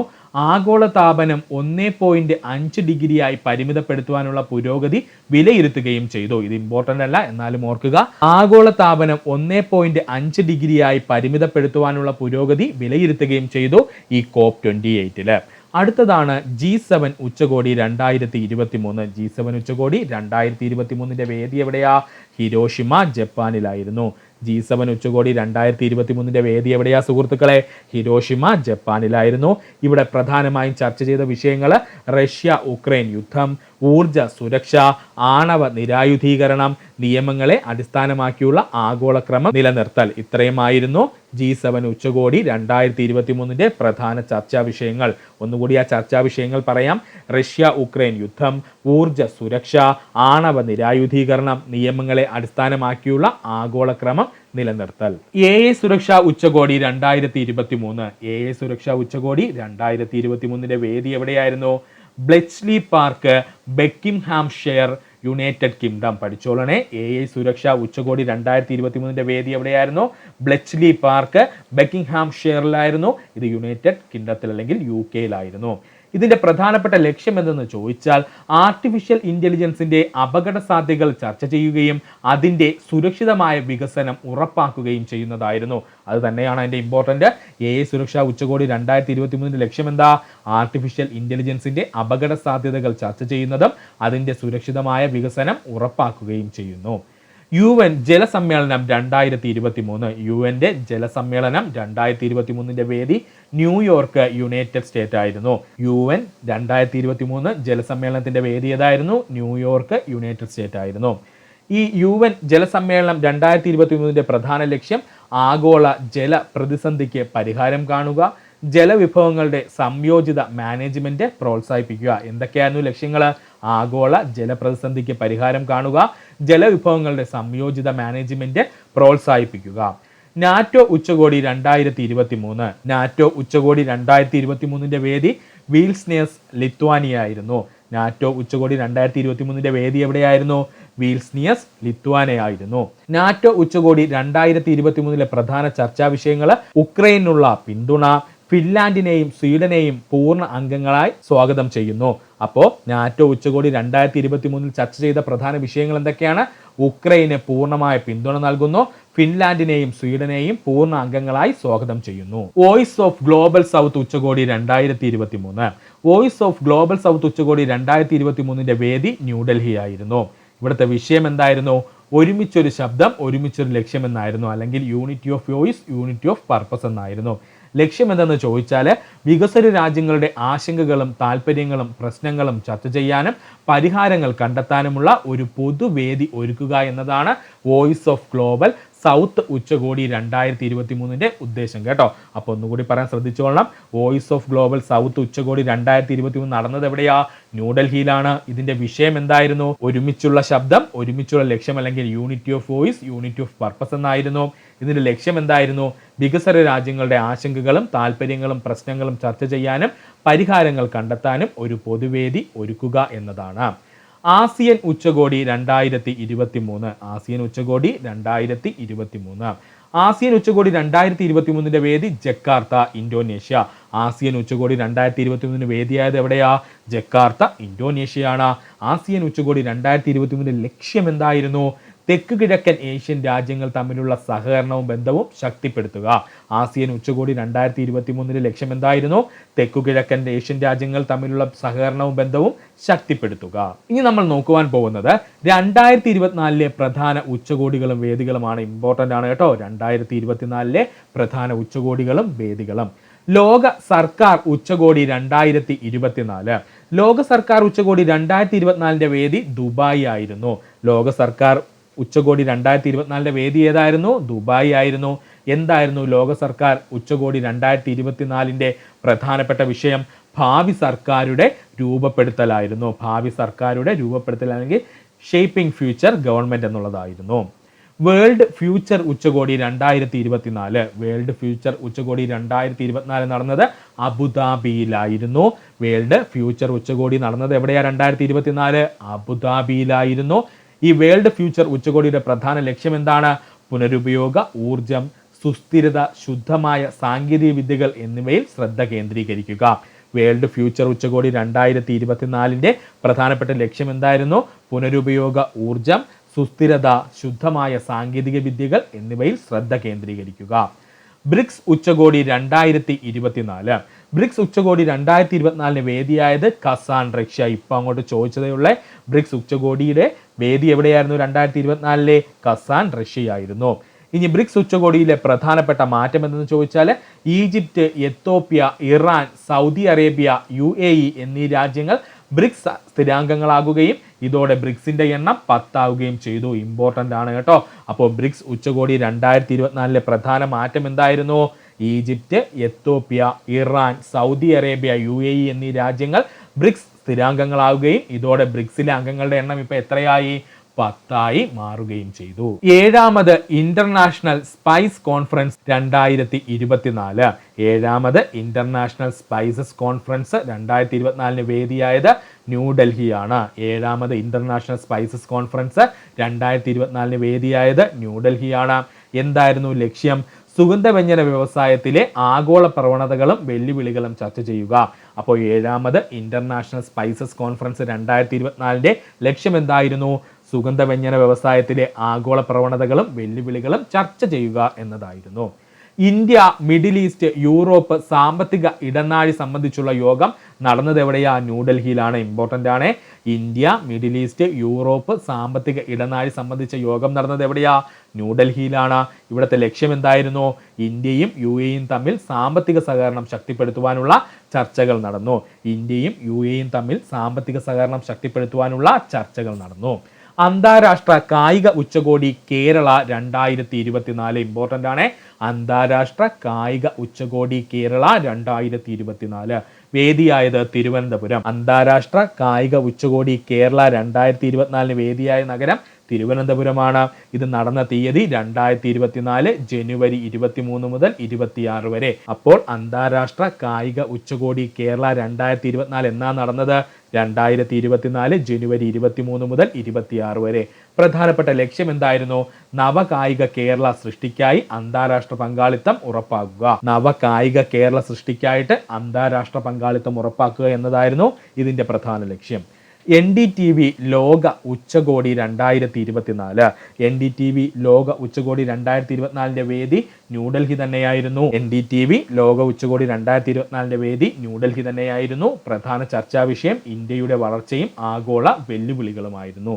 NDTV ലോക ഉച്ചകോടി 2024 പ്രധാന ചർച്ചാ വിഷയം എന്തായിരുന്നു?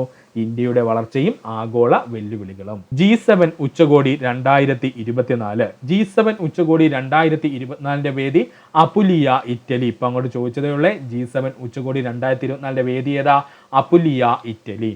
G7 ഉച്ചകോടി 2024 പ്രധാന ചർച്ചാ വിഷയം ഉക്രൈൻ, ഗാസയിലെ സാഹചര്യം, കാലാവസ്ഥാ വ്യതിയാനം, ആർട്ടിഫിഷ്യൽ ഇന്റലിജൻസ് എന്നിവയായിരുന്നു.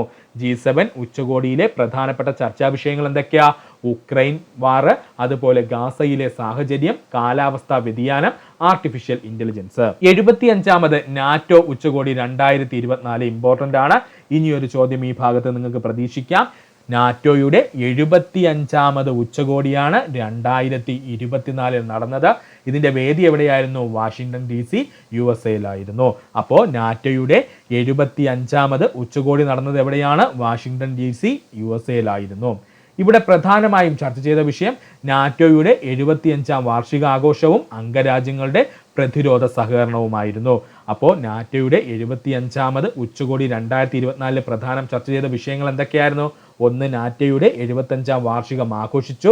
അതിനോടൊപ്പം അംഗരാജ്യങ്ങളുടെ പ്രതിരോധ സഹകരണം വർദ്ധിപ്പിക്കുകയും ചെയ്തു. ഇനി G20 ഉച്ചകോടി 2024. G20 ഉച്ചകോടി 2024 വേദി റിയോ ഡി ജനീറോ, ബ്രസീലാണ്. G20 ഉച്ചകോടി 2024 വേദിയായത് റിയോ ഡി ജനീറോ, ബ്രസീലാണ്. G20 ഉച്ചകോടി 2024 പ്രധാന ചർച്ചാ വിഷയം ദാരിദ്ര്യവും അസമത്വവും കുറയ്ക്കുക, സുസ്ഥിര വികസനവും ഊർജ്ജ പരിവർത്തനം എന്നിവയായിരുന്നു. G20 ഉച്ചകോടി 2024 പ്രധാന ചർച്ചാ വിഷയങ്ങൾ എന്തൊക്കെയായിരുന്നു? ദാരിദ്ര്യവും അസമത്വവും കുറയ്ക്കുക, സുസ്ഥിര വികസനം, ഊർജ്ജ പരിവർത്തനം എന്നീ മേഖലകളെ പറ്റിയാണ് ചർച്ച ചെയ്തത്. ഇനി 2025 പ്രധാന ഉച്ചകോടികളും വേദികളുമാണ് നമ്മൾ പറയാൻ പോകുന്നത്. മോസ്റ്റ് ഇമ്പോർട്ടന്റ് പോയിന്റ്സിലോട്ട് നമ്മൾ കടക്കാൻ പോവുകയാണ്. 2025 പ്രധാന ഉച്ചകോടികളും വേദികളും. ലോക സർക്കാർ ഉച്ചകോടി 2025. ലോക സർക്കാർ ഉച്ചകോടി 2025 നടന്നത് ദുബായിൽ വെച്ചായിരുന്നു. ലോക സർക്കാർ ഉച്ചകോടി 2025 നടന്നത് ദുബായിൽ വെച്ചായിരുന്നു. വിഷയം എന്തായിരുന്നു?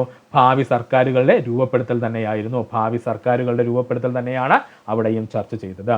G7 ഉച്ചകോടി 2025. G7 ഉച്ചകോടി 2025 നടന്നത് കനാസ്കിസ്, ആൽബർട്ട, കാനഡയിൽ വെച്ചാണ്. G7 ഉച്ചകോടി 2025 വേദി എവിടെയായിരുന്നു? കനാസ്കിസ്, ആൽബർട്ട, കാനഡയിൽ വെച്ചായിരുന്നു. G7 ഉച്ചകോടി 2025 നടന്നത് 2025 ജൂൺ 15 മുതൽ 17 വരെ. ഇത് ഇമ്പോർട്ടന്റ് ആയിട്ട് അങ്ങ് ഓർക്കണേ. G7 ഉച്ചകോടി 2025 നടന്നത് എന്നൊക്കെയാ? 2025 ജൂൺ 15 മുതൽ 17 വരെ. G7 ഉച്ചകോടി 2025 വിഷയം കമ്മ്യൂണിറ്റികളെയും ലോകത്തെയും സംരക്ഷിക്കൽ, ഊർജ സുരക്ഷ കെട്ടിപ്പടുക്കുക, ഡിജിറ്റൽ പരിവർത്തനം ത്വരിതപ്പെടുത്തുക. G7 ഉച്ചകോടി 2025 വിഷയം എന്തായിരുന്നു? കമ്മ്യൂണിറ്റികളെയും ലോകത്തെയും സംരക്ഷിക്കുക, ഊർജ സംരക്ഷണം കെട്ടിപ്പടുക്കുക, ഡിജിറ്റൽ പരിവർത്തനം ത്വരിതപ്പെടുത്തുക. ബ്രിക്സ് ഉച്ചകോടി 2025.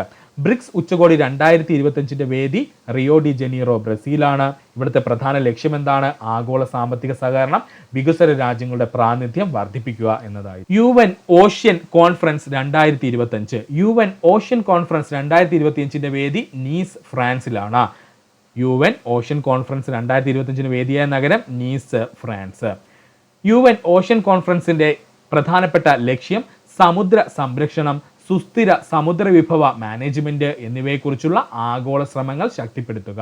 UN ഓഷ്യൻ കോൺഫറൻസ് 2025 ലക്ഷ്യം എന്തായിരുന്നു? സമുദ്ര സംരക്ഷണം, സുസ്ഥിര സമുദ്ര വിഭവ മാനേജ്മെന്റ് എന്നിവയെക്കുറിച്ചുള്ള ആഗോള ശ്രമങ്ങൾ ശക്തിപ്പെടുത്തുക. നാറ്റോ ഉച്ചകോടി 2025. നാറ്റോ ഉച്ചകോടി 2025 വേദി ദി ഹേഗ്, നെതർലൻഡ്സ്. നാറ്റോ ഉച്ചകോടി 2025 വേദി ഏതാണ്? ദ ഹേഗ്, നെതർലൻഡ്സ് ആണ്. നാറ്റോ ഉച്ചകോടി 2025 പ്രധാന ചർച്ചാ വിഷയം യൂറോ അറ്റ്ലാന്റിക് സുരക്ഷയും പ്രതിരോധ സഹകരണവും. നാറ്റോ ഉച്ചകോടി 2025 പ്രധാനപ്പെട്ട ചർച്ചാ വിഷയങ്ങൾ എന്താണ്? യൂറോ അറ്റ്ലാന്റിക് സുരക്ഷയും പ്രതിരോധ സഹകരണവും. G20 ഉച്ചകോടി 2025. G20 ഉച്ചകോടി 2025 നടന്നത് എവിടെയാണ്? ജോഹന്നാസ്ബർഗ്, ദക്ഷിണാഫ്രിക്കയിൽ വെച്ചായിരുന്നു. G20 ഉച്ചകോടി 2025 നടന്നത് എവിടെയാണ്? ജോഹന്നാസ്ബർഗ്, ദക്ഷിണാഫ്രിക്ക. ഈ G20 ഉച്ചകോടി 2025 പ്രധാനപ്പെട്ട ലക്ഷ്യങ്ങൾ എന്ന് പറഞ്ഞാൽ ആഗോള സാമ്പത്തിക സ്ഥിരത, സുസ്ഥിര വളർച്ച, അന്താരാഷ്ട്ര സഹകരണം. G20 ഉച്ചകോടി 2025 പ്രധാന ലക്ഷ്യങ്ങൾ എന്തൊക്കെയാണ്? ആഗോള സാമ്പത്തിക സ്ഥിരത, സുസ്ഥിര വളർച്ച, അന്താരാഷ്ട്ര സഹകരണം എന്നിവയാണ്. ലോക സാമ്പത്തിക ഫോറത്തിന്റെ വാർഷിക യോഗം 2025. ലോക സാമ്പത്തിക ഫോറത്തിന്റെ വാർഷിക യോഗം 2025 നടന്നത് ദാവോസ് സ്വിറ്റ്സർലൻഡിൽ വെച്ചാണ്. എവിടെയാണ്? ദാവോസ് സ്വിറ്റ്സർലൻഡിൽ വെച്ചാണ്. ഈ ലോക സാമ്പത്തിക ഫോറത്തിന്റെ ലക്ഷ്യം എന്തെന്ന് ചോദിച്ചാൽ ബിസിനസ്, സർക്കാർ, പൗരസമൂഹം എന്നിവയിലെ നേതാക്കളെ ആഗോള സാമ്പത്തിക പ്രശ്നങ്ങൾ ചർച്ച ചെയ്യാനായി ഒരുമിച്ച് കൊണ്ടുവരിക എന്നതാണ്. ലോക സാമ്പത്തിക ഫോറം വാർഷിക യോഗം 2025 ലക്ഷ്യം എന്തായിരുന്നു? ബിസിനസ്, സർക്കാർ, പൗരസമൂഹം എന്നിവയിലെ നേതാക്കളെ ആഗോള സാമ്പത്തിക പ്രശ്നങ്ങൾ ചർച്ച ചെയ്യാനായി ഒരുമിച്ച് കൊണ്ടുവരിക എന്നതായിരുന്നു. UN കാലാവസ്ഥാ വ്യതിയാന സമ്മേളനം അഥവാ COP30 2025. UN കാലാവസ്ഥാ വ്യതിയാന സമ്മേളനം അഥവാ COP30 2025 വേദി ബെലം, ബ്രസീലാണ്. UN കാലാവസ്ഥാ വ്യതിയാന സമ്മേളനത്തിന്റെ ലക്ഷ്യം കാലാവസ്ഥാ വ്യതിയാനത്തെ നേരിടുവാനുള്ള ആഗോള ശ്രമങ്ങൾ വിലയിരുത്തുകയും പുതിയ ലക്ഷ്യങ്ങൾ നിശ്ചയിക്കുകയും ചെയ്യുക. UN കാലാവസ്ഥാ വ്യതിയാന സമ്മേളനം അഥവാ COP30 പ്രധാനപ്പെട്ട ലക്ഷ്യങ്ങൾ എന്തൊക്കെയാണ് പറഞ്ഞിരിക്കുന്നത്? കാലാവസ്ഥാ വ്യതിയാനത്തെ നേരിടുവാനുള്ള ആഗോള ശ്രമങ്ങൾ വിലയിരുത്തുകയും പുതിയ ലക്ഷ്യങ്ങൾ നിശ്ചയിക്കുകയും ചെയ്യുക എന്നതാണ്. 19ാമത്തെ ചോദ്യം, എന്താണ് ക്യൂണികൾച്ചർ? മുയൽ വളർത്തലിനെയാണ് നമ്മൾ ക്യൂണികൾച്ചർ എന്ന് വിളിക്കുന്നത്. സെറികൾച്ചർ, പട്ടുനൂൽ കൃഷി. സെറികൾച്ചർ എന്ന് പറഞ്ഞാൽ എന്താണ്? പട്ടുനൂൽ കൃഷി. പിസികൾച്ചർ, മത്സ്യകൃഷി. പിസികൾച്ചർ എന്ന് വെച്ചാൽ എന്താണ്? മത്സ്യകൃഷി. വിറ്റികൾച്ചർ എന്ന് പറഞ്ഞു കഴിഞ്ഞാൽ മുന്തിരി കൃഷി. വിറ്റികൾച്ചർ എന്ന് പറഞ്ഞാൽ എന്താണ്? മുന്തിരി കൃഷി. ഒലേറികൾച്ചർ എന്ന് പറഞ്ഞാൽ പച്ചക്കറി കൃഷി. ഒലേറികൾച്ചർ എന്ന് പറഞ്ഞാൽ പച്ചക്കറി കൃഷി. മാരികൾച്ചർ എന്ന് പറഞ്ഞു കഴിഞ്ഞാൽ കടൽ മത്സ്യ കൃഷി. മാരികൾച്ചർ എന്ന് പറഞ്ഞു കഴിഞ്ഞാൽ കടൽ മത്സ്യ കൃഷി. എപ്പികൾച്ചർ എന്ന് പറഞ്ഞു കഴിഞ്ഞാൽ തേനീച്ച കൃഷി. എപ്പികൾച്ചർ എന്ന് പറഞ്ഞാൽ എന്താണ്? തേനീച്ച കൃഷി. ഒന്നുകൂടി പറയുവാണ്. സെറികൾച്ചർ എന്ന് പറഞ്ഞു കഴിഞ്ഞാൽ പട്ടുനൂൽ കൃഷി. പിസികൾച്ചർ എന്ന് പറഞ്ഞു കഴിഞ്ഞാൽ മത്സ്യകൃഷി. വിറ്റികൾച്ചർ എന്ന് പറഞ്ഞു കഴിഞ്ഞാൽ മുന്തിരി കൃഷി. ഒലേറികൾച്ചർ എന്ന് പറഞ്ഞാൽ പച്ചക്കറി കൃഷി. മാരികൾച്ചർ എന്ന് പറഞ്ഞാൽ കടൽ മത്സ്യ കൃഷി. എപ്പികൾച്ചർ എന്ന് പറഞ്ഞാൽ തേനീച്ച കൃഷി. ഇവയെല്ലാം PSC റിപ്പീറ്റ് ആയി ചോദിച്ച ചോദ്യമാണ്. അതുകൊണ്ട് ഇത് പഠിക്കാതെ പോവരുത് സുഹൃത്തുക്കളെ, ഇമ്പോർട്ടന്റ് പോയിന്റ് ആണ്. ഇനി ഇത് പഠിക്കാൻ ബുദ്ധിമുട്ടുള്ള സുഹൃത്തുക്കൾക്ക് വേണ്ടിയിട്ട് ഒരു ഈസി കോഡ് ഉണ്ട്. ജസ്റ്റ് ഒന്ന് പഠിച്ചു വെക്കുക. പച്ച ഓല കൊണ്ട് പട്ടുടുത്ത സെറി മുന്തിരി വിറ്റ് കടൽമാരി സമയത്ത് MPC വാങ്ങി എന്നങ്ങ് പഠിക്കുക. പച്ച ഓല കൊണ്ട് പട്ടുടുത്ത സെറി മുന്തിരി വിറ്റ് കടൽമാരി സമയത്ത് MPC വാങ്ങി എന്നങ്ങ് പഠിക്കുക. MPC വാങ്ങി എന്നങ്ങ് പഠിക്കുക. പച്ച ഓല എന്ന് പറഞ്ഞാൽ ഒലേറികൾച്ചർ, പച്ചക്കറി കൃഷി. പച്ച ഓല എന്ന് പറഞ്ഞാൽ ഒലേറികൾച്ചർ, പച്ചക്കറി കൃഷി. പട്ടുടുത്ത സെറി എന്ന് പറഞ്ഞു കഴിഞ്ഞാൽ സെറികൾച്ചർ, പട്ടുനൂൽ കൃഷി. പട്ടുടുത്ത സെറി എന്ന് പറഞ്ഞാല് സെറികൾച്ചർ, പട്ടുനൂൽ കൃഷി. മുന്തിരി വിറ്റു എന്ന് പറഞ്ഞു കഴിഞ്ഞാൽ വിറ്റികൾച്ചർ, മുന്തിരി കൃഷി. മുന്തിരി വിറ്റു എന്ന് പറഞ്ഞാല് വിറ്റികൾച്ചർ, മുന്തിരി കൃഷി. കടൽമാരി എന്ന് പറഞ്ഞു കഴിഞ്ഞാല് മാരികൾച്ചർ, കടൽ മത്സ്യ കൃഷി. കടൽമാരി എന്ന് പറഞ്ഞാല് മാരികൾച്ചർ, കടൽ മത്സ്യ കൃഷി. MPC എന്ന് പറഞ്ഞു കഴിഞ്ഞാല് പിസികൾച്ചർ, മത്സ്യകൃഷി. അതിൽ പിസി എന്ന് പറഞ്ഞാല് പിസികൾച്ചർ, അതുപോലെ M എന്ന് പറഞ്ഞു കഴിഞ്ഞാൽ മത്സ്യകൃഷി. ഒന്നുകൂടി പറയുവാണേ. പച്ച ഓല കൊണ്ട് പട്ടുടുത്ത സെറി മുന്തിരി വിറ്റു കടൽമാരി സമയത്ത് MPC വാങ്ങി. പച്ച ഓല എന്നതിൽ ഓല എന്ന് പറഞ്ഞു കഴിഞ്ഞാൽ ഒലേറികൾച്ചർ, പച്ച എന്ന് പറഞ്ഞാൽ പച്ചക്കറി കൃഷി. അപ്പോ ഒലേറികൾച്ചർ എന്ന് പറഞ്ഞു കഴിഞ്ഞാൽ പച്ചക്കറി കൃഷി. പട്ടുടുത്ത സെറിയില് സെറി എന്ന് പറഞ്ഞു കഴിഞ്ഞാൽ സെറികൾച്ചർ, പട്ടെന്ന് പറഞ്ഞു കഴിഞ്ഞാൽ പട്ടുനൂൽ കൃഷി. അപ്പോ സെറികൾച്ചർ എന്നറിയപ്പെടുന്നത് പട്ടുനൂൽ കൃഷി. മുന്തിരി വിറ്റു എന്ന് പറഞ്ഞു കഴിഞ്ഞാൽ വിറ്റികൾച്ചർ. മുന്തിരി എന്ന് വെച്ചാൽ നമ്മുടെ മുന്തിരി കൃഷി. അപ്പൊ മുന്തിരി കൃഷി അറിയപ്പെടുന്ന പേരാണ് വിറ്റികൾച്ചർ. കടൽമാരി എന്ന് പറഞ്ഞു കഴിഞ്ഞാൽ മാരി എന്ന് പറഞ്ഞാൽ മാരികൾച്ചർ. അതുപോലെ കടൽ എന്ന് വെച്ചാൽ കടൽ മത്സ്യ കൃഷി. തമ്മിൽ തിരിഞ്ഞു പോയാൽ എന്താണ്? കടൽ മത്സ്യ കൃഷി. അപ്പോ മാരികൾച്ചർ എന്നറിയപ്പെടുന്നത് കടൽ മത്സ്യ കൃഷി. MPC എന്ന് പറയുന്നതിൽ PC എന്ന് വെച്ചാൽ പിസികൾച്ചർ, അതുപോലെ M എന്ന് പറഞ്ഞു കഴിഞ്ഞാൽ മത്സ്യകൃഷി. അപ്പൊ മത്സ്യങ്ങളെ കൃഷി ചെയ്യുന്നെങ്കിൽ അത് പിസികൾച്ചറും, കടൽ മത്സ്യങ്ങളെ കൃഷി ചെയ്യുവാണെങ്കിൽ അവ അറിയപ്പെടുന്ന പേരാണ് മാരികൾച്ചറും. തമ്മിൽ തിരിഞ്ഞു പോകരുത്, ഇമ്പോർട്ടന്റ്. 20ാമത്തെ ചോദ്യം, റോബർട്ട് ബ്രൗൺ എന്ന ശാസ്ത്രജ്ഞനുമായി ബന്ധപ്പെട്ട് താഴെ കൊടുത്തിരിക്കുന്നവയിൽ ശരിയായ പ്രസ്താവന ഏതാണ്? ശരിയായ പ്രസ്താവന ഏതാ? കോശകേന്ദ്രം കണ്ടെത്തിയതായിരുന്നു ചോദിച്ചാൽ അത് റോബർട്ട് ബ്രൗൺ ആണ്. തെറ്റിപ്പോവരുത്. കോശകേന്ദ്രം അഥവാ ന്യൂക്ലിയസ് കണ്ടെത്തിയതാരാ? റോബർട്ട് ബ്രൗൺ ആണ്. ജീവികളുടെ ഘടനാപരവും ജീവധർമ്മപരവുമായ അടിസ്ഥാന ഘടകം കോശം. ജീവികളുടെ ഘടനാപരവും ജീവധർമ്മപരവുമായ അടിസ്ഥാന ഘടകം എന്നറിയപ്പെടുന്നത് കോശമാണ്. സെൽ എന്ന ലാറ്റിൻ പദത്തിന്റെ അർത്ഥം ചെറിയ മുറി. സെൽ എന്ന ലാറ്റിൻ പദത്തിന്റെ അർത്ഥം ചെറിയ മുറി. കോശത്തെക്കുറിച്ചുള്ള പഠനം സൈറ്റോളജി. കോശത്തെക്കുറിച്ചുള്ള പഠനം സൈറ്റോളജി. കോശം കണ്ടുപിടിച്ചത് റോബർട്ട് ഹുക്ക്. വർഷം 1665. കോശം കണ്ടുപിടിച്ചത് റോബർട്ട് ഹുക്ക്, വർഷം 1665. സൈറ്റോളജിയുടെ പിതാവ് എന്നറിയപ്പെടുന്നത് റോബർട്ട് ഹുക്ക്. സൈറ്റോളജിയുടെ പിതാവ് എന്നറിയപ്പെടുന്നത് റോബർട്ട് ഹുക്കാണ്. മൈക്രോസ്കോപ്പിന്റെ സഹായത്താൽ ആദ്യമായി കോശങ്ങളെ നിരീക്ഷിച്ച വ്യക്തി റോബർട്ട് ഹുക്ക്. മൈക്രോസ്കോപ്പിന്റെ സഹായത്താൽ ആദ്യമായി കോശങ്ങളെ നിരീക്ഷിച്ചതാരാ? റോബർട്ട് ഹുക്കാണ്. കോശത്തിന്റെ ഘടന ആദ്യമായി ചിത്രീകരിച്ച പുസ്തകം മൈക്രോഗ്രാഫിയാണ്. ഇത് എഴുതിയതാരാ? റോബർട്ട് ഹുക്കാണ്. കോശത്തിന്റെ ഘടന ആദ്യമായി ചിത്രീകരിച്ച പുസ്തകം മൈക്രോഗ്രാഫിയ. ഇത് എഴുതിയതാരാ? റോബർട്ട് ഹുക്കാണ്. ജീവനുള്ള കോശം ആദ്യമായി കണ്ടെത്തിയത് ആൻഡെ വാൻ ലുവാൻഹോക്കാണ്. ജീവനുള്ള കോശം ആദ്യമായി കണ്ടെത്തിയതാരാണ്? ആൻഡെ വാൻ ലുവാൻഹോക്കാണ്. കോശമർമ്മം കണ്ടുപിടിച്ചത് റോബർട്ട് ബ്രൗൺ ആണ്. വർഷം 1831. കോശമർമ്മം കണ്ടുപിടിച്ചത് റോബർട്ട് ബ്രൗൺ ആണ്. വർഷം 1831. സസ്യശരീരം കോശങ്ങളാൽ നിർമ്മിതമാണെന്ന് കണ്ടെത്തിയത് MJ ഷ്ലീഡൻ ആണ്. വർഷം 1838. സസ്യശരീരം കോശങ്ങളാൽ നിർമ്മിതമാണെന്ന് കണ്ടെത്തിയത് MJ ഷ്ലീഡൻ ആണ്. വർഷം 1838. ജന്തുശരീരം കോശങ്ങളാൽ നിർമ്മിതമാണെന്ന് കണ്ടെത്തിയത് തിയോഡർ ഷ്വാൻ ആണ്. വർഷം 1839. ജന്തുശരീരം കോശങ്ങളാൽ നിർമ്മിതമാണെന്ന് കണ്ടെത്തിയത് തിയോഡർ ഷ്വാൻ ആണ്. വർഷം 1839. കോശ സിദ്ധാന്തം ആവിഷ്കരിച്ചത് MJ ഷ്ലീഡനും തിയോഡർ ഷാനും ചേർന്ന്. കോശ സിദ്ധാന്തം ആവിഷ്കരിച്ചത് MJ ഷ്ലീഡനും തിയോഡർ ഷാനും ചേർന്ന്. കോശ സിദ്ധാന്തം പരിഷ്കരിച്ചത് റുഡോൾഫ് വിർഷോയാണ്. കോശ സിദ്ധാന്തം പരിഷ്കരിച്ചതായിരുന്നു ചോദിച്ചാൽ അത് റുഡോൾഫ് വിർഷോയാണ്. നിലവിലുള്ള കോശങ്ങളിൽ നിന്ന് മാത്രമേ പുതിയ കോശങ്ങൾ ഉണ്ടാകുള്ളൂ എന്ന് പ്രസ്താവിച്ചത് റുഡോൾഫ് വിർഷോയാണ്. നിലവിലുള്ള കോശങ്ങളിൽ നിന്ന് മാത്രമേ പുതിയ കോശങ്ങൾ ഉണ്ടാകുള്ളൂ എന്ന് പ്രസ്താവിച്ചതാരാ? റുഡോൾഫ് വിർഷോയാണ്. കോശ സിദ്ധാന്തം ബാധകമല്ലാത്ത ജീവിവർഗം വൈറസുകളാണ്. കോശ സിദ്ധാന്തം ബാധകമല്ലാത്ത ജീവിവർഗം എന്നറിയപ്പെടുന്നത് വൈറസുകളാണ്. ഒരൊറ്റ കോശത്താൽ നിർമ്മിക്കപ്പെട്ടിരിക്കുന്ന ജീവികളെ ഏകകോശ ജീവികൾ എന്നറിയപ്പെടുന്നു. ഒരൊറ്റ കോശത്താൽ നിർമ്മിക്കപ്പെട്ടിരിക്കുന്ന ജീവികളെ ഏകകോശ ജീവികൾ എന്നറിയപ്പെടുന്നു. ശരീരത്തിൽ 2 അതിലധികമോ കോശങ്ങളുള്ള ജീവികളാണ് ബഹുകോശ ജീവികൾ. ശരീരത്തിൽ 2 അതിലധികമോ കോശങ്ങളുള്ള ജീവികളാണ് ബഹുകോശ ജീവികൾ.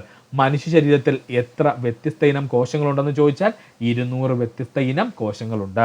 മനുഷ്യ ശരീരത്തിൽ എത്ര വ്യത്യസ്ത ഇനം കോശങ്ങളുണ്ടെന്ന് ചോദിച്ചാൽ 200 വ്യത്യസ്ത ഇനം കോശങ്ങളുണ്ട്. ഇത്രയുമാണ് നമ്മുടെ യെസ്റ്റർഡേ നടന്ന ലാബ് അസിസ്റ്റന്റ് എക്സാമിന്റെ ക്വസ്റ്റ്യൻ ഡിസ്കഷനും അതുപോലെയുള്ള ഡീപ് റിലേറ്റഡ് ഫാക്ട്സും. ഇത് പാർട്ട് 1 മാത്രമാണ് സുഹൃത്തുക്കളെ, ശ്രദ്ധിക്കുക. 10 ചോദ്യങ്ങളാണ് നമ്മളിവിടെ ഡിസ്കസ് ചെയ്തത്. ഡീപ്പായി പോകുന്നത് കൊണ്ടാണ് നമ്മുടെ ക്ലാസ് ഇങ്ങനെ ഇഴഞ്ഞു നീങ്ങുന്നത്. സുഹൃത്തുക്കളൊന്നും വിചാരിക്കരുത്. ഇത്രയും നേരം ഈ വീഡിയോ കണ്ട സുഹൃത്തുക്കൾ എല്ലാവർക്കും നന്ദി, നമസ്കാരം. നിങ്ങൾക്ക് ഈ വീഡിയോ ഇഷ്ടമായെങ്കിൽ നിങ്ങളുടെ സുഹൃത്തുക്കൾ കൂടെ ഒന്ന് ഷെയർ ചെയ്ത് കൊടുക്കാനോടൊപ്പം തന്നെ നമ്മുടെ ചാനൽ ഒന്ന് സബ്സ്ക്രൈബ് ചെയ്ത് സഹായിക്കുക. സബ്സ്ക്രൈബ് ബട്ടണോട് ചേർന്നുള്ള ബെൽ ബട്ടൺ അമർത്തിക്കഴിഞ്ഞാൽ നമ്മൾ അപ്ഡേറ്റ് ചെയ്യുന്ന വീഡിയോകൾ അപ്പോൾ തന്നെ സുഹൃത്തുക്കളെ നിങ്ങളെത്തുന്നതാണ്. സുഹൃത്തുക്കൾ എല്ലാവർക്കും നന്ദി, നമസ്കാരം. നല്ലൊരു ദിവസം നേരുന്നു.